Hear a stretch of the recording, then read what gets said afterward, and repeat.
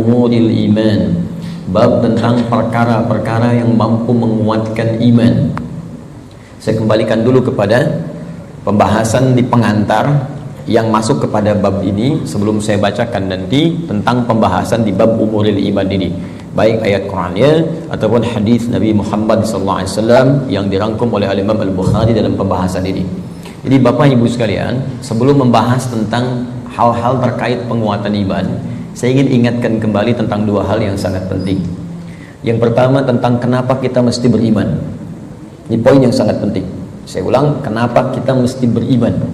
Ya, bukan hanya sekedar fitrah dalam kehidupan, tapi nanti ada 5 hal yang langsung Allah janjikan dalam Al-Quran ketika kita benar-benar menanamkan iman dalam diri kita. Jadi kalau kita mampu beriman dengan benar kepada Allah, maka Allah akan berikan 5 keistimewaan yang tidak akan diberikan selain kepada orang-orang beriman, walaupun mereka hidup dalam kehidupan dunia. Jadi 5 hal ini Allah akan berikan.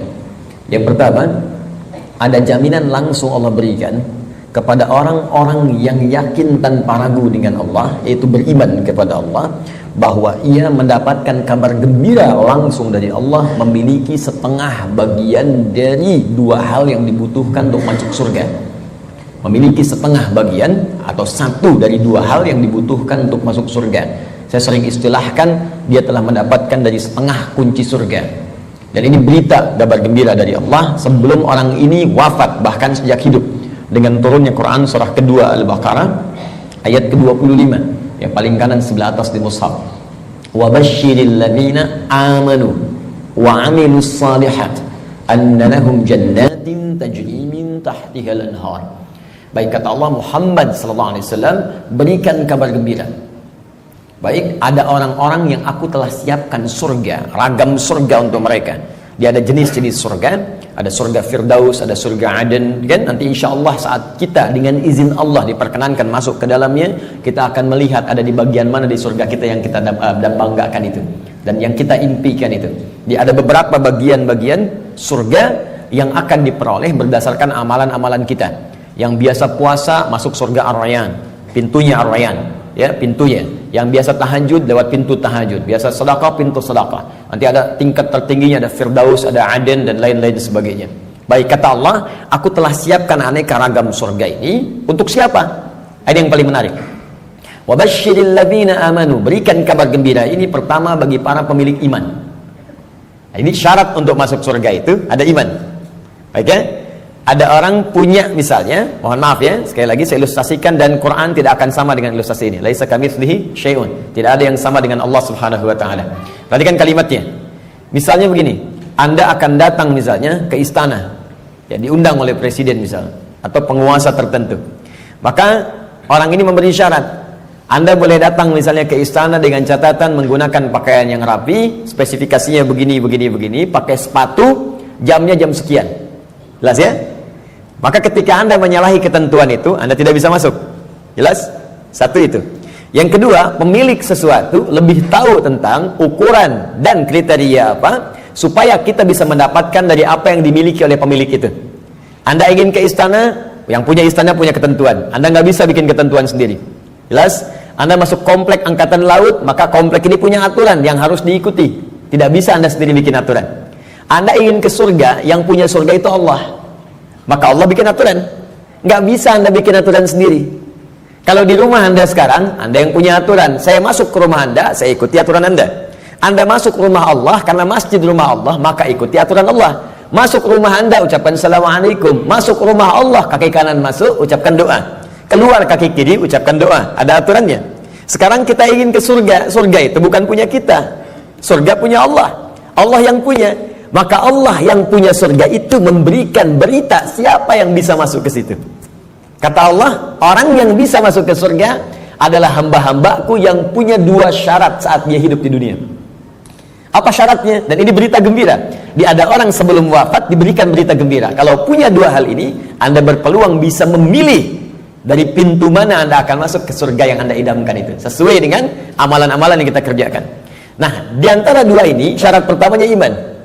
Kata Allah, wa basyiril ladzina amanu, berikan kabar gembira pada orang yang telah punya iman. Dan kalimatnya menggunakan alladzina. disebutkan 1080 kali dalam Al-Quran. Ismun mausulun yadullu 'alal jam'il jam'iyah. Kata sambung konjungsi kadang menunjuk pada objek tanpa batas. Jadi bisa untuk orang dewasa, anak kecil, laki-laki, perempuan, tua, muda, ya, maaf, kaya, cukup, semua kalangan tanpa batas. Artinya, kata Allah, saya buka surga ini untuk siapapun. Nggak ada status dunia yang bisa memengaruhi seseorang masuk surga. Di surga tidak diukur dengan seberapa kayakah Anda. Hati-hati kalau Anda mendapatkan tingkat kekayaan dan Anda merasa kaya dengan itu, belum bebas Anda, hati-hati. Belum bebas Anda dengan persyaratan untuk mendapatkan surga. Belum tentu harta menjadi jaminan untuk masuk surga. Anda punya kedudukan tinggi, setinggi apapun, tapi kedudukan itu tidak otomatis menjamin Anda masuk surga. Karena syarat masuk surga bukan kedudukan. Kalau syarat masuk surga kedudukan, Firaun paling duluan masuk surga. Namrud lebih duluan masuk surga. Jelas? Baik, karena syarat masuk surga itu kaya, maka Qarun itu paling depan masuk surga. Tapi ingat, syarat surga kata Allah bukan kekayaan, bukan kedudukan. Jadi jangan bangga dulu kalau punya kedudukan tinggi atau harta melimpah, karena itu belum jadi ukuran kebaikan di hadapan Allah Subhanahu wa taala. Kecuali nanti kedudukan atau harta itu diisi dengan iman. Iman itu yang akan menunjukkan harta dan kedudukan untuk mengerjakan amal soleh sebagai bekal ke surga. Maka golongan pertama kata Allah, saya berikan kesempatan yang luas. Baik itu tua, muda, laki, perempuan, besar, kecil, kaya, cukup, semua punya peluang ke surga. Dan itu hanya diberikan dengan satu kata saja, alladzina. Semuanya. Tapi dari semua itu, aku hanya minta dua syarat saja. Satu, semua kalangan itu punya iman. Yakin denganku kata Allah, yakin tanpa ragu. Berbahagialah kalau sampai dengan siang hari ini kita diberikan nikmat iman oleh Allah Subhanahu wa taala. Itu kenikmatan luar biasa. Dan kita mendoakan saudara-saudari kita supaya mendapatkan bagian itu. Karena itu seringkali saya membuka ta'lim dengan berdoa, ya Allah, berikan hidayah kepada saudara-saudari kami, tetangga kami, kerabat kami, teman kami di kantor yang sampai hari ini belum beriman kepadamu, belum mengucapkan syahadat. Berikan kekuatan pada jiwanya untuk bersyahadat sebelum wafat. Dan alhamdulillah, Anda mungkin tetangga Anda nggak semuanya beriman. Ya, ada yang misalnya A, ada yang B, ada yang C, tahajud malam dalam sujud minta. Ya Allah, Engkau satukan kami di dunia sebagai tetangga dan pertemukan kami kembali di akhirat ya Allah. Jangan pisahkan kami. Berikan dia hidayah. Doa itu yang tidak diketahui oleh orang yang didoakan, mungkin itu yang lebih cepat menghujam pada jiwanya. Kami di taklim di Bekasi itu selalu membiasakan meminta kepada Allah. Ya, setiap malam Jumat kita minta, berusaha. Alhamdulillah, hampir setiap pekan ada yang masuk Islam. Kemarin seorang ibu dengan 3 orang anaknya masuk Islam. Begitu selesai taklim, ternyata datang lagi 1 orang lagi, diantar oleh suaminya, dia masuk Islam lagi. Masya Allah. Jadi alhamdulillah, kita tidak tahu siapa yang mendapatkan hidayah, tapi kita bisa berdoa kepada Allah untuk memohon untuk memberikan hidayah. Satu. Nah, kemudian yang kedua, ya, wa amilus shalihat, iman dan amal saleh. Di syarat surga itu sesungguhnya kalau diucapkan ringan, iman, amal saleh, iman, amal saleh. Tapi kalau dikerjakan itu yang butuh perjuangan. Dan ini gambaran di Quran itu indah, ya. Ini sekaligus isyarat. Wawunya ma'iyah, Pak, Bu. Ma'iyah itu sesuatu yang bersanding, nempel. Ya. Adi wa Ahmad dhahaba ila masjid, misalnya Nurul Bahri. Adi wa Ahmad, Adi dan Ahmad, dhahaba, keduanya pergi ila Masjid Nurul Bahri, ke Masjid Nurul Bahri. Adi dan Ahmad kalau menggunakan wa artinya dempet, nggak pisah. Bersamaan, wawunya ma'iyah bareng. Ya, Allah menyampaikan wa basyiril ladzina amanu wa amilus shalihat. Syarat untuk masuk surga itu duanya bersamaan, nggak bisa berdiri salah satu. Ya, 1 iman, 2 amal soleh. Nah, kalau kita baca dengan kaidah ilmu nahwu, otomatis keduanya ini akan saling terkait, berkelin dan memengaruhi. Artinya orang yang beriman pasti beramal soleh. Artinya amal soleh itu nggak mungkin muncul kecuali dari iman. Kalau amal semua beramal. Ya, yang belum beriman pun bisa beramal, tapi belum tentu disebut soleh. Ingat, ya, tayyib mungkin non muslim bisa mendapatkan tayyib. Ya, khair mungkin karena baik itu banyak di Quran. Ada khair, awas, ada tayyib, hati-hati. Ada ma'ruf, ada ihsan, ada saleh. 5. Tayyib, kebaikan fisik. Ya, kalau Anda makan yang sehat, yang menyehatkan, yang dibutuhkan itu thayyib namanya. Itu anjuran di Quran surah kedua ayat 168. Kata Allah, kalau ingin cari makan, tidak semua yang diinginkan mesti dikonsumsi. Cari yang menyehatkan untuk tubuh. Ya ayyuhan nasu kulu mimma fil ardi halalan thayyiba. Hei semua manusia, ini rumus dalam Al-Quran, universal sifatnya. Kalau Anda ingin menyebar di bumi untuk cari makan, silahkan. Kalau sudah dapat dengan cara yang halal, jangan melanggar ketentuan hukum di mana kamu tinggal. Dapat dari situ, berikan yang bermanfaat untuk tubuh. Tidak semua yang diinginkan itu harus dikonsumsi. Yang dibutuhkan itu yang didapatkan. Haus berarti butuh minuman. Yang penting minum. Gak semua yang diinginkan harus kita minum. Alhamdulillah ada air bening, minum ya minum. Jangan menyulitkan diri sendiri pesan sesuatu yang tidak ada. Akhirnya membuang banyak tenaga dan waktu, dan membuang peluang amal baik yang mungkin kita kerjakan seketika. Sudah ada air bening, pengen jusnya, wah Masya Allah buah naga yang dari Hongkong misalnya. nyari, gak ketemu, muter-muter sampai sore. Jam 5 baru dapat. Dari siang sampai jam 5 itu mungkin bisa dipakai apa gitu. Bisa tilawah, bisa baca, bisa berkreasi, macam-macam. Baik itu thayyib. Karena itu kalau Anda bertanya pada orang Arab, kaifa haluk ya akhi, apa kabar? Dia katakan alhamdulillah ana thayyib, artinya dia sehat. Kuat. Yang kedua, ada khair, itu sifat. Sifat baik, sifatnya. Ya, jadi kadang-kadang kan ada yang fisiknya sehat tapi kan pikirannya nggak bagus. Ya, tampilan bagus, pakai jas, pakai dasi, luar biasa gitu kan, tapi pencuri juga.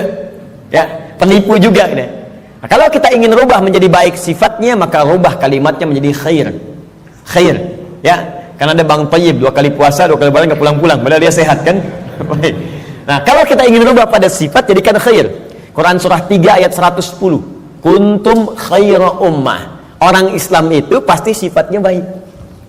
Kata Allah, kalian umat terbaik. Sifatnya jujur, sabar, tawadu. Jadi kalau ada orang itu jujur, orang Islam itu mesti lebih jujur. Kalau ada orang sabar, orang Islam lebih sabar. Kalau ada orang tawadhu, rendah hati, yang muslim itu pasti lebih rendah hati. Cukuplah keislaman kita menjadikan kita baik, punya sifat baik. Ini aneh sebetulnya kalau ada orang Islam nggak baik, itu aneh. Karena semua ajaran di Quran membimbing kita jadi baik, Pak, Bu. Jadi kalau semuka bumi se-Indonesia aja lah muslim, sudahlah, pasti baik.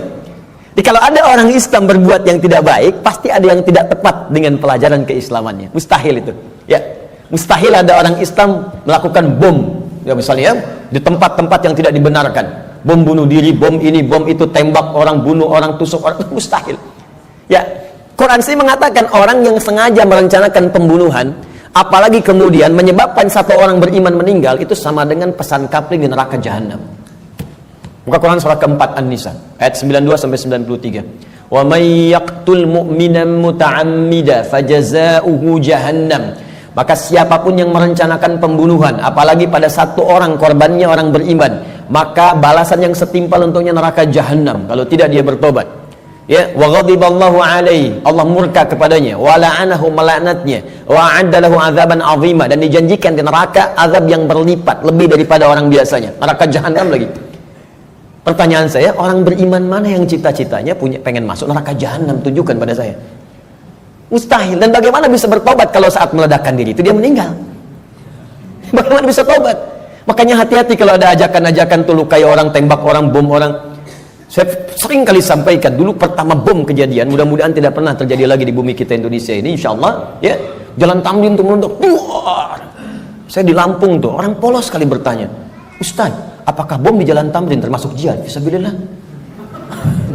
Saya bilang, Pak, sependek pengetahuan saya, jihad fisabilillah itu jihad di jalan Allah, bukan di Jalan Tamrin. Hati-hatilah. Ya. Kita balikan. Jadi satu itu iman, ya. Nah, kaidahnya adalah kemudian kembalikan. Thayyib, khair. Khair itu baru sifat, jujur itu sifat. Kalau sifat kemudian diaktualisasikan dalam bentuk sikap, maka berubah dari khair jadi ma'ruf namanya. Ma'ruf. Jujur itu sifat, disogok tidak menerima, sikap namanya. Jelas? Jujur itu sifat, diajak korupsi menolak, sikap namanya. Sifatnya khair, sikapnya ma'ruf namanya. Jelas? Karena itu khair dengan ma'ruf seringkali disandingkan dalam Al-Quran. Quran surah ketiga Ali Imran ayat 104. Wal takum minkum ummatun yad'una ilal khair wa ya'muruna bil ma'ruf. Hendaklah ada satu komunitas, kata Allah, berhimpun untuk menyebarkan sifat-sifat baik dan saling mengajak pada kebaikan. Bikin komunitas, ingatkan, ayo baca Quran, one day one juz, one day two juz, ya. Ayo bikin komunitas, bangunin tahajud, bikin komunitas ngajak sedekah, bikin komunitas bersih-bersih di jalan, buang sampah. Itu bagian dari iman. Baik ya. Kemudian Bapak Ibu, tapi ingat, untuk ma'ruf ini berbuat baik bukan hanya melekat pada orang Islam saja. Non-muslim pun banyak yang baik. Silahkan cek, ada non-muslim yang suka nyumbang, ya, bantu bangun jalan, bantu fasilitas, ada fasilitas umum, bantu orang-orang lepas dari kemiskinan, bantu orang-orang kasih obat, ada, baru sampai ma'ruf. Karena itu disebutkan yang keempat, awas, ada sifat kebaikan khusus yang semua kebaikan itu diniatkan hanya karena Allah. Bantu ini karena Allah, kerjakan ini karena Allah, baik juga, cuma niatnya dikerjakan karena Allah. Pahlawan kita berjuang, Pangeran Diponegoro sampai terakhir Kahar Mudzakkir, ya, yang kemudian diberikan gelar pahlawan. Apa niat sesungguhnya? Kalau Anda buka Riyadhus Shalihin karangan Al-Imam An-Nawawi, ada 1896 hadis di kitab Babul Ikhlas bagian pertama, maka akar pertama kali untuk meniatkan mereka berjuang, pertamanya bukan untuk mendapatkan urusan dunia, tapi litakuna kalimatullahi al-ulya. Man qatala litakuna kalimatullahi al-ulya fahuwa fi sabilillah. Niatnya khusus untuk berjihad di jalan Allah Subhanahu wa taala. Berjuang karena Allah, karena Allah, karena Allah. Bantu orang di kemiskinan karena Allah. Bukan karena pekerjaannya, tapi kebaikan itu dikerjakan karena Allah. Dan merasa diawasi oleh Allah Subhanahu wa taala. Maka yang keempat disebut ihsan namanya. Ihsan. Di hadis Muslim nomor hadis yang ke-8, an ta'budallaha ka'annaka tarah fa illam takun tarahu fa innahu yara. Engkau mengerjakan semua aktivitas yang baik sebagai ibadah karena Allah, seakan-akan diawasi oleh Allah, merasa diawasi walaupun kau tak mampu melihatnya. Itu terjemah yang baik itu. Merasa bekerja karena Allah, makan karena Allah, minum karena Allah, berbuat baik karena Allah, ihsan namanya. Orangnya disebut muhsin. Kalau empat ini dikumpulkan, badan sehat, sifat baik, sikap mulia, dikerjakan karena Allah, thayyib, khair, ma'ruf, ihsan. Empat ini kalau digabungkan menjadi sholih namanya. Sholih. Maka setiap orang tua meminta kepada Allah supaya anaknya jadi saleh. Ibu bermohon, ya Allah, jadikan saya anak soleh. Kata bapaknya, namanya kan Hasan. Bukan Pak, sifatnya saleh. Semua orang tua, saya belum pernah dengar ada orang tua minta, ya Allah jadikan saya anak yang thayyib, khair. Tidak, saleh, sudah fitrah. Dan itu sudah dimohonkan sejak anak dalam kandungan, kata Allah. Sudah fitrah. Itu ada di Quran surah ke-7 ayat 189. Falamma taghasyaha hamalat hamlan khafifa famarrat bi. Falamma athqalat da'awallaha rabbahuma la in ataitana sholiha lanakunanna minasyakirin. Ketika suami istri berhubungan sampai kemudian istrinya mengandung, kandungan ringan sampai dengan berat, tatkala kandungan semakin berat menjelang ke persalinan, kedua orang itu suami dan istri mulai berdoa kepada Allah. Fitrahnya sudah minta, ya Allah, mohon jadikan anak saya nanti saat lahir jadi anak yang saleh. Dengan itu ya Allah kami bersyukur dan akan mengganti semua sakit yang dirasakan oleh istri saya yang sedang mengandung ini. Saleh. Nah, apa yang menyebabkan seseorang soleh terkumpul empat ini? Kata Allah, kalau iman ada dalam dirinya, maka semua pekerjaan dia akan dituntun menjadi soleh. Pekerjaan disebut amal, disatukan dengan soleh menjadi amal soleh. Di iman seseorang itu otomatis akan menuntun seseorang berbuat amal soleh. Jadi kalau ada orang punya iman gak beramal soleh, dipertanyakan bagaimana kualitas iman dalam dirinya, dipertanyakan. Karena otomatis Pak, Bu, kalau ada iman, kata Allah, itu otomatis membimbing dia, mengantarkan pada amal soleh. Makanya orang punya iman itu sering diingatkan ketika akan berbuat amal yang salah. Gak percaya silahkan Pak, keluar dari sini, coba Bapak iseng-iseng pakai sendal orang lain.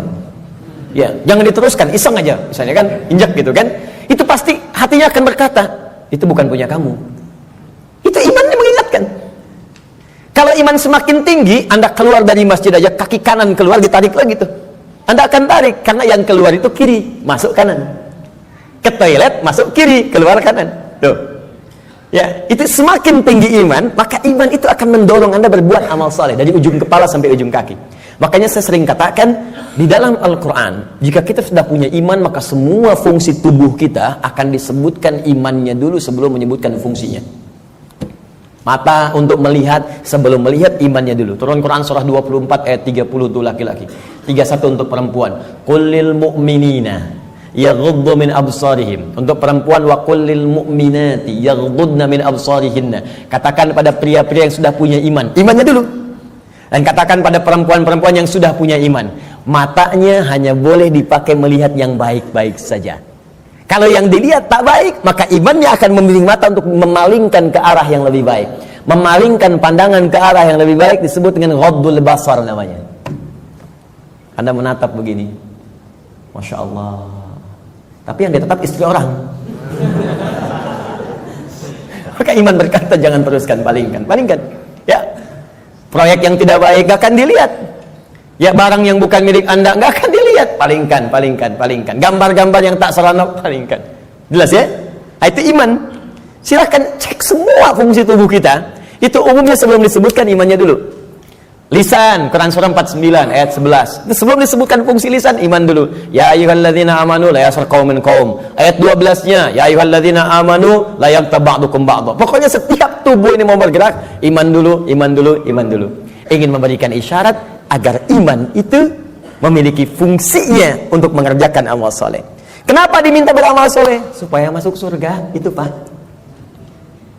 Dan supaya kita nggak capek, diberikan setengahnya oleh Allah, tinggal setengah lagi. Jadi sebetulnya Allah itu ingin hambanya itu masuk. Cuman karena hikmah kehidupan menjadikan kita mesti berikhtiar, saking baiknya Allah dikasih setengah. Ayo setengah diambil.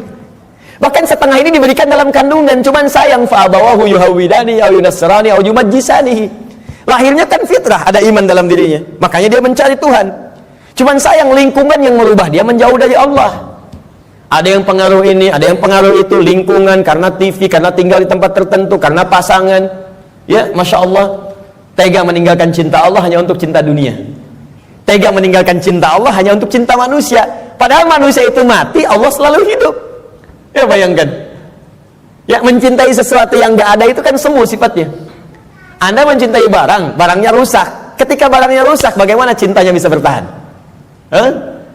Cinta manusia tidak abadi. Kalau ingin abadi, bawa dia sampai mendapatkan ridha Allah, sampai ke surga, baru abadi. Tapi kalau Anda mengeluarkan diri Anda dari surga, bagaimana bisa abadi?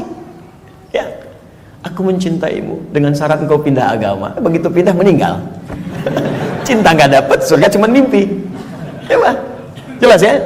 Baik, jadi teman-teman sekalian, bagian pertama, ketika Allah meminta kita beriman, sesungguhnya dengan iman itu Allah ingin memberikan garansi kepada kita bahwa Anda hamba yang terlindungi, dengan izin Allah bisa mendapatkan surga jika iman itu kita gunakan untuk menenun amal saleh. Jelas? Kalau amal saja tidak ada iman, maka tidak menjadi saleh. Maka orang yang belum beriman beramal baik, amalnya tidak disebut amal saleh, amal saja, amal khair. Gak pernah disebut saleh dalam istilah Al-Quran. Jelas ya? Nanti ketika dia berbuat baik dibalas di dunia. Cuman karena kaidah surga itu ada iman, dan iman itu nggak ada, maka di akhirat tidak diberikan balasannya. Keadilan Allah menjadikan balasan itu diberikan di dunia. Karena investasi amalan itu bukan untuk akhirat, dunia. Karena niatnya dunia, dikasih dunia. Kalau untuk akhirat, diberikan juga akhirat bagiannya. Turunlah Quran surah ke-25 ayat 23. Nanti kalau ada non muslim bertanya, di mana keadilan Allah Tuhanmu itu? Jadi kalau ada orang nggak beriman berbuat baik nggak masuk surga, tapi ada orang beriman salah juga berpeluang masuk surga. Maka jawab kepada beliau, ya, kaidah surga itu kaidahnya syarat iman yang pertama kali, ya, bukan syarat dunia. Maka ingin masuk surga ada persyaratan. Anda masuk kampus ada persyaratan, masuk surga pun ada persyaratan. Anda lulus di satu hal tapi nggak lulus di yang lainnya, nggak bisa masuk kampus. Anda lulus satu hal nggak lulus yang lainnya, ya sulit masuk surga. Karena syarat surga beda dengan kampus. Syarat surga yang pertama itu adalah iman. Tapi saking adilnya Allah, kebaikan dia di dunia dibalas oleh Allah dengan cepat saat dia hidup di dunia. Maka turun ayat, wa qadimna ila ma'amilu min amalin faja'alnahu haba'an manthura. Jika ada orang belum beriman berbuat baik, kata Allah, saya akan cepat balas kebaikannya saat di dunia.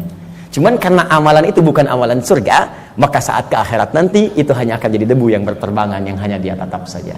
Jelas sampai sini? Dan ini ayat turun karena pertanyaan Sayyidah Aisyah radhiyallahu taala anha kepada Nabi, ya Rasulullah, si fulan orang baik, suka berbagi, cuman nggak beriman sampai saat ini. Bagaimana statusnya? Turunlah kemudian ayat ini. Jelas? Jadi kalau ada yang bertanya lagi sekarang, katakan Anda terlambat Pak. 15 abad yang lalu sudah ada pertanyaan Sayyidah Aisyah tentang itu. Turun ayat begini, sampaikan dengan sebaik-baiknya dengan cara yang paling lembut. Jelas? Satu, kenapa kita beriman? Pertama, karena ada kasih Allah pada orang beriman untuk menempatkan di tempat terbaik saat dia pulang kepada Allah Subhanahu wa taala. Dua, saya agak cepat. Orang beriman dijanjikan oleh Allah akan memiliki ketenangan dalam hatinya. Secara singkat, orang beriman itu Allah akan berikan ketenangan pada jiwanya. Tenang gitu, damai hidupnya. Jaminan yang ada di Quran surah ke-48 ayat yang keempat. Walladzi anzalas sakinata fi qulubil mu'minin liyazdadu imanan ma'a imanihim. Dialah Allah yang akan menanamkan ketenangan pada jiwa orang-orang beriman supaya dia yakin dengan keimanannya. Nikmat juga beriman. Jadi tambah lagi imannya, tambah lagi imannya. Ini kata Allah, orang beriman itu pasti tenang. Dan ketenangan itu mahal, Bu. Sulit dicarinya. Ibu silahkan cari harta dengan suami sekaya apapun, sulit membeli ketenangan itu nggak ada. Ada toko yang jual ketenangan? Nggak ada. Dan mahal. Kalau nggak percaya begini, Bu ya, saya berikan pilihan, tapi ibu bapak jangan pilih yang ketiga ya, terutama ibu. Ya, jangan pilih yang ketiga. Kaya tapi gelisah atau miskin tapi tenang. Ayo. Nggak ada pilihan ketiga dan nggak usah maksa. Kaya tapi gelisah atau miskin tapi tenang, pilih mana? Tuh. Kan? Banyak orang kaya tapi nggak tenang, ada yang bunuh diri, ada yang tembak diri sendiri, ada yang lompat ke depan rel kereta, ada yang saking kayanya bingung, akhirnya nanam cabai, cuma bikin kangkung, metikin cabai, metikin tomat. Terus Anda ngapain kalau cuma numpukin harta buat metikin tomat? Petani kita nggak kaya-kaya amat bisa metikin tomat juga. Coba lihat, Anda bayangkan. Jadi tidak selalu Bapak Ibu sekalian kekayaan itu bisa berkonotasi seimbang, equal bisa dengan ketenangan, belum tentu. Tapi iman itu jaminan dari Allah, orang beriman itu pasti tenang. Ada kedamaian dalam jiwanya. Enak gitu. Bahkan kalau sudah dapat halawatul iman, bukan cuma kedamaian, Allah akan berikan ketenangan dalam kehidupannya dalam bentuk keamanan, aman dari gangguan, tenang, nikmat. Maka diturunkan oleh Allah Quran surah ke-18 ayat 13. Saking tenangnya, tidur di gua aja enak. Bayangkan, gua loh, fasilitasnya tahu sendiri lah. Di gua, ya sudah, maaf, cahaya sudah terbatas, hampir tidak ada. Makanan bagaimana mendapatkannya, tempat tidurnya kemudian juga pasti keras. Tapi kok bisa ada yang tidur di gua selama 309 tahun? Saking enaknya tidur, gak ada yang ganggu, Pak. Bu, nikmat. Ya, yang memberikan nikmatnya Allah, miring kanan kiri, matahari diatur oleh Allah, terbit di sini, terbenam di sini, selalu tersinari di dalamnya. Sehat-sehat aja. Bangun 309 tahun, Anda bayangkan.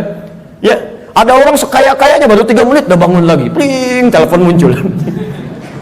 Di pejabat memang bagus, kedudukan tinggi, tapi setiap 3 detik kerja ini, kerja itu. Baru tidur sebentar, bangun lagi. Pak, ada kejadian begini, bangun. Ini 309 tahun tidur cuman di gua. Fasilitas hampir nggak ada, tapi jaminan itu ada. Maka di ayat 13 di surat Al-Kahf, surat gua, ya, nahnu naqussu 'alaika naba'ahum bil haqq innahum fityatun, belum selesai, amanu bi rabbihim wazidnahum huda. Kata Allah, kami akan kisahkan pada Anda tentang kisah yang sebenar-benarnya, tanpa dikurangi, tanpa ditambahkan, sebenarnya hak. Jadi ada sidqun, ada hak. Kalau sidqun, mayahtamilu sidqa wal kadhib, kadang benar, kadang tidak. Tapi kalau hak pasti benar, nggak bisa ditolak. Matahari terbit di timur, terbenam di barat, hak. Karena itu semua yang hak sumbernya hanya kepada Allah. Al-haqqu mir rabbika fala takunanna minal mumtarin. Al-Baqarah 149. Al-haq. Nah, sekarang kembalikan. Kata Allah, kami akan kisahkan pada Anda kisah yang sebenar-benarnya. Ya, tanpa kamuflase, tanpa rekayasa. Innahum fityatun, kisah tentang para pemuda yang berlindung di gua. Diberikan oleh Allah keamanan, dikejar-kejar, bukan sekedar dipersekusi, bukan sekedar diintimidasi, ya, maaf, bisa dieksekusi. Berlindungnya di gua, tapi nikmat sekali di gua itu, bisa tidur enak, nyaman, makan juga kenyang, langsung diisikan di perutnya, tidur bolak-balik, gak ada yang ganggu. 309 tahun, Anda bayangkan. Salatu mi'atin wazdada tis'a, 309 tahun. Siapa mereka? Innahum fityatun, sungguh mereka itu para pemuda, tapi bukan pemuda biasa. ada sesuatu yang melekat pada dirinya. Amanu, yang sangat beriman kepada Allah. Pesan ayat ini, ya, kata para pakar Al-Quran, sesungguhnya ingin memberikan pesan pada generasi mendatang. Jadi ada kaidah di tafsir itu begini, kalau nggak disebutkan siapa orangnya, kapan kejadiannya, maka pesan yang berlaku di ayat itu akan berulang kemudian di masa-masa yang akan datang dengan konteks yang berbeda. Anda sekalipun tinggal di rumah yang sempit, terbatas sifatnya, keadaannya tidak seperti yang lain-lain. RS7, ruangan sangat sempit sekali sehingga selonjoran saja susah, gitu kan? Susah. Ya. Tapi kalau ada iman dalam jiwa kita, itu bisa nikmat saja. Dibandingkan tinggal di tempat yang mewah luas, tapi iman nggak ada, kegelisahan itu muncul. Jadi orang beriman itu nggak akan disekat oleh dunia. Tinggal di kontrakan nikmat, di rumah yang luas nikmat, jadi kaya nikmat, cukup hidup juga nikmat aja. Ya, pokoknya beriman itu indah, nikmat itu. Jadi kalau kita beriman sampai saat ini dan tidak menikmati kehidupan kita, dipertanyakan ada apa yang salah dengan iman kita? Kata Allah, beriman itu nikmat, tenang hati. Ini kok rumah mewah, mobil banyak, gitu kan? Ya lihat mendung aja sedikit udah bikin status. Mendung ya, kayak suasana hatiku. Apa yang mau dicari? Ya, coba lihat. Sekali-kali saya tuh jarang berinteraksi dengan media sosial. Cuman kalau udah saya lihat nih, ada teman-teman official lihat misalnya, saya suka kadang-kadang suka nggak betah ngelihat ini. Ini orang kenapa hidupnya? Dikit-dikit ngeluh gitu kan? Maunya apa? Ya, belum musim hujan minta hujan, dikasih hujan minta jangan hujan. Maunya apa gitu? Ya, kenapa kita nikmati aja? Iman itu indah, iman, wah masya Allah. Kasih hujan, alhamdulillah, banjir pakai berenang. Jadi solusi.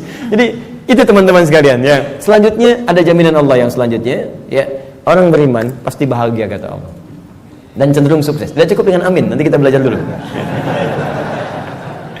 Turun Quran surah ke-23 ayat 1. Qad aflahal mu'minun. Qad aflahal mu'minun. Orang beriman itu dijamin oleh Allah. Saya artikan dijamin karena kalimatnya menggunakan qad, harfu tahqiq, huruf jaminan. Qad, harfu tahqiq, huruf jaminan. Qad aflahal mu'minun.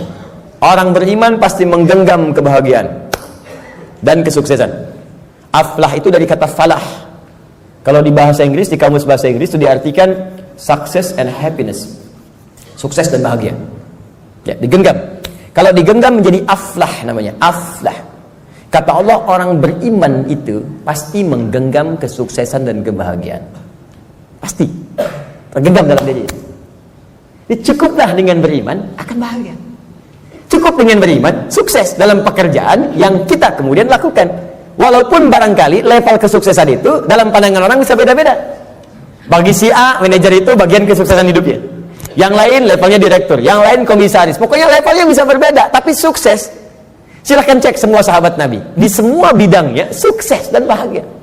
Ali bin Abi Thalib dengan pengajar, cita-citanya menjadi pengajar. Dan menikmati itu, walaupun kekayaan secara kekayaannya, ya sifat materinya mungkin terbatas. Tapi beliau merasakan kebahagiaan dan merasakan kesuksesan dengan itu. Abdurrahman bin Auf kaya luar biasa. Sampai kapaknya terbuat dari emas. Abdurrahman bin Auf. Dan menikmati itu, dan bahagia juga. Bahkan terjamin surga. Ada di lisan Nabi. Utsman demikian, Abu Bakar demikian. Anda bayangkan, dari yang pengusaha, diplomat, birokrat, pengajar, dosen, ada semua, perawat, ada semua levelnya. Dan bahagia beriman, padahal sebelumnya jahiliyah. Bayangkan, perusak, kriminal, macam-macam. Tiba-tiba turun iman, diambil iman itu dengan bimbingan Al-Quran dan petunjuk Nabi lewat sunnahnya, dipraktekkan itu, dan bahagia hidupnya. Coba cek. Jadi sebetulnya yang bahagia itu ungkapannya sederhana. Bahagia itu sederhana ketika iman tertanam dalam jiwa. Kalau dunia relatif, bahagia itu sederhana, cukup dengan secangkir kopi. Bagi tukang kopi, tukang teh tidak, ya kan? Bagi yang minum teh, yang minum kopi tidak. Nah, jadi teman-teman sekalian, iman. Nah sekarang maksud saya begini, kita ingin evaluasi. Kalau sampai siang hari ini, iman yang sudah Allah tanamkan di jiwa kita belum sampai melahirkan hal-hal tadi, maaf ya, kalau bicara surga belakangan, karena itu hak prerogatif Allah Subhanahu wa taala. Kita hanya berikhtiar. Apakah iman itu sudah membuat diri kita tenang? sudah membuat kita bahagia? Apakah iman itu sudah membimbing kita sukses dalam hidup? Dan puncaknya, apakah iman itu sudah membimbing kita beramal soleh? Jangan-jangan beriman masih salah, padahal namanya soleh, kan? Jangan-jangan beriman tapi mesti berbuat maksiat, mata bermaksiat, telinga bermaksiat, lisan bermaksiat. Ada apa yang salah? Apa yang keliru? Maka Al-Imam Al-Bukhari mengumpulkan hadis-hadis Nabi untuk mendapatkan petunjuk dari hadis-hadis itu, bagaimana mengerjakan amalan-amalan yang bisa menguatkan iman sehingga iman kita membimbing kita untuk beramal soleh. Maka muncullah bab ini, bab umuril iman. Bab